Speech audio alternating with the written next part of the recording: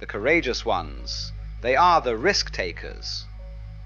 They leap boldly into the unknown, seeking every opportunity that dances on the edge of danger. Their philosophy of life is not the careful logic of an insurance company. No, their way of being is like that of the mountaineer, the glider pilot, the surfer. But they don't just surf the waves of the outer ocean. They ride the wild tides of their innermost seas. And they don't merely scale the peaks of the Alps or the Himalayas. They reach for the summits within. To live dangerously is to truly live. Life blossoms in the midst of uncertainty. It doesn't bloom in safety or stagnation. It flourishes only in the precarious balance of insecurity. The moment you seek comfort as your ultimate goal, you begin to wither like water trapped in a stagnant pond. Your energy stops moving. You become a prisoner of the known. Why venture into the unknown? The familiar feels safer, doesn't it? Predictable, comfortable, even if tedious and suffocating. But what you don't realize is that this obsession with the familiar is your undoing. It's the death of vitality, the death of possibility. There are, I suppose, two kinds of people in this world. There are those who seek comfort above all else. They are simply building themselves a well-furnished grave. And then there are those who long to live fully. They choose danger, not recklessly, but because they understand that life itself is the most exhilarating when it dances on the razor's edge. Have you ever climbed a mountain? The higher you climb, the more alive you feel. The greater the abyss below, the sharper your awareness becomes. In that suspended moment between life and death, there is no room for boredom, no room for stale habits or future anxieties. The present becomes unbearably vivid, blazing like a flame. In that moment, you are fully alive. Or consider surfing, gliding, skiing, those moments of thrill when the risk of falling or failing looms large. Why do people gravitate toward these dangerous pursuits? Because in the face of danger, life reveals itself in its purest form. Edmund Hillary, when asked why he climbed Everest, simply replied, "Because it is there." That was enough, a constant challenge, an invitation to go beyond the ordinary, to break free of the mundane routines that dull the spirit. When you leave the settled safety of your routines, your job, your bank account, your reputation, and step into the unknown, you become wild again. You become like a tiger in the jungle, a bird soaring in the open sky, a river carving its way through untamed landscapes. You are no longer a cog in the machinery of society. You are alive. But let me be clear. When I speak of living dangerously, I don't simply mean physical danger. It's not just about climbing mountains or driving fast cars. These things, while exhilarating, can become calculated risks, mere games of skill. True danger lies not in the body, but in the heart and soul.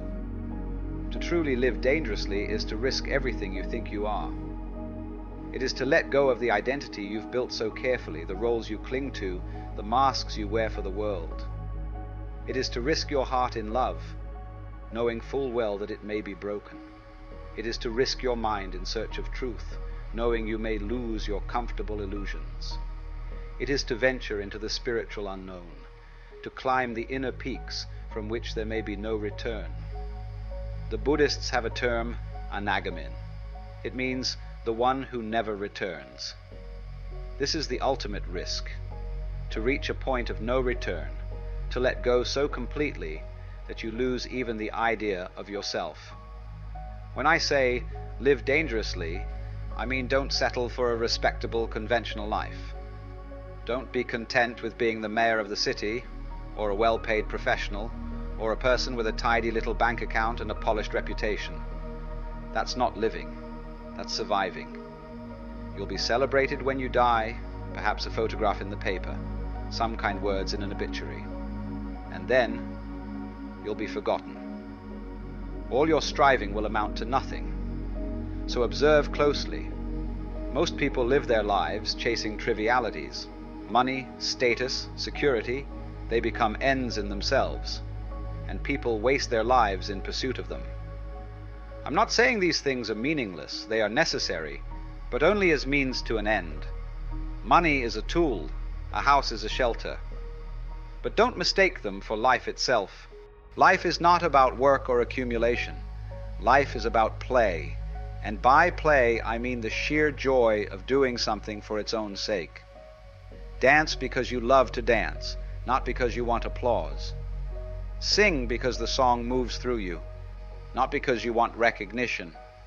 Love because it is your nature to love, not because you seek possession. Don't reduce your lover to a spouse.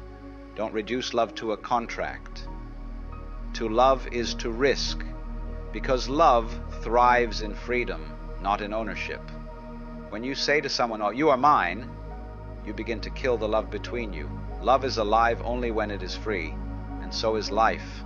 Life is freedom, life is risk, life is stepping into the unknown. It is trusting in the flow of existence, knowing full well that death is part of the dance. And in that trust you will find the most extraordinary vitality. To live dangerously is to meet life head-on, with no fear, no holding back. It is to embrace every moment as its own purpose, to see every instant as complete in itself. And in doing so, you will not only live, you will soar. The mind, you see, has a peculiar difficulty with the idea that some things cannot be explained. It has a near manic compulsion to explain everything, or failing that, to at least fabricate an explanation. Mysteries, paradoxes, and puzzles unsettle the mind. It wants everything tied up neatly like a package, so it can feel at home in the universe. The entire history of philosophy, religion, science, and mathematics arises from this itch, the itch to understand, to conquer the unknown.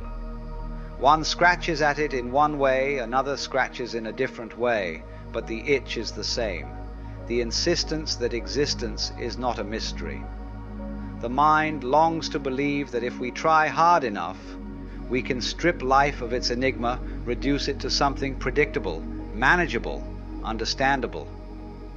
Religion, for instance, has sought to explain the mystery by inventing gods and saviors, beings divine, omnipotent, and benevolent. These are the patches we sew over the great whole of the unknown. But no matter how finely you stitch, the whole remains. In fact, the more you patch it, the more the whole asserts itself, precisely because your efforts betray your fear. This reminds me of a story from my childhood. I had a habit of climbing trees, tall ones. The taller the better, and naturally I often fell. My knees, my shins, my elbows, they bore the scars of my adventures. My clothes, too, were a testament to my exploits, always torn and dirty. My mother would scold me, "Don't go outside with those holes in your clothes. Let me patch them first." But I'd refuse. "No," I'd say. "The holes are fresh. They show I've just fallen just now. They're a badge of my courage.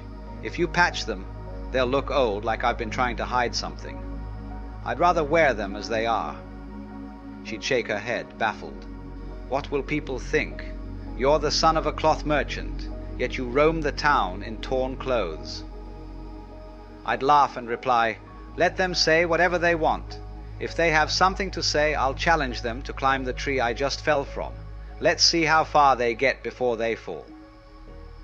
You see, life is full of holes, gaps that cannot be filled, not by explanations, not by philosophies, not by gods. Yet the mind is constantly stitching, patching, trying to cover what it cannot comprehend. Mathematics, for example, is one such patchwork, an intricate game of the mind, convincing itself that it has tamed the infinite. And theology, too, creates its patches in the form of doctrines and creeds.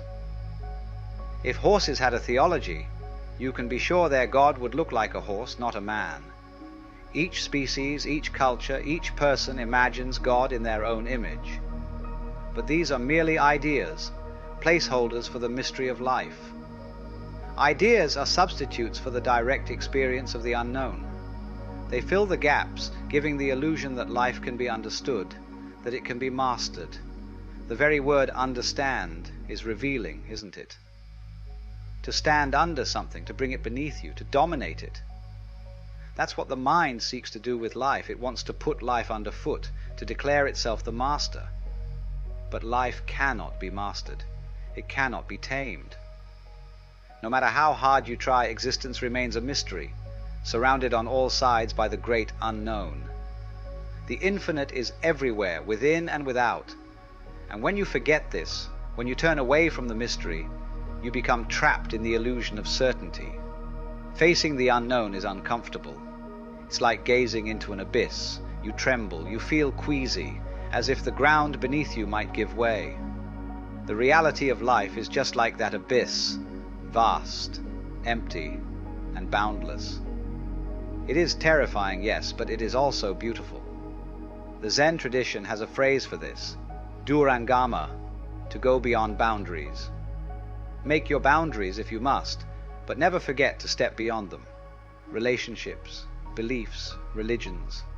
These are all cages we build to shelter ourselves from the wind. But they are still cages. And though they may feel cozy, they are not real protection. Death will come, and it will blow the doors off your cage, dragging you into the great unknown. So why wait for death? Why not step into the unknown on your own terms? There is a story of a Zen master, a man in his 90s who was on his deathbed. Suddenly he opened his eyes and asked, "Where are my shoes?" His disciples, confused, said, "Master, you're dying. Why do you need your shoes?" The master smiled and replied, "Because I'm going to the cemetery. I don't want to be dragged there. I want to go on my own. It would be disgraceful to be carried by others. I've never followed anyone else, and I won't start now." So he put on his shoes, walked to the cemetery, dug his own grave, lay down and died. This is the courage to face the unknown, to walk into it willingly. For the brave, death is not the end. It is a gateway, and for those who greet the infinite with open arms, the infinite welcomes them in return.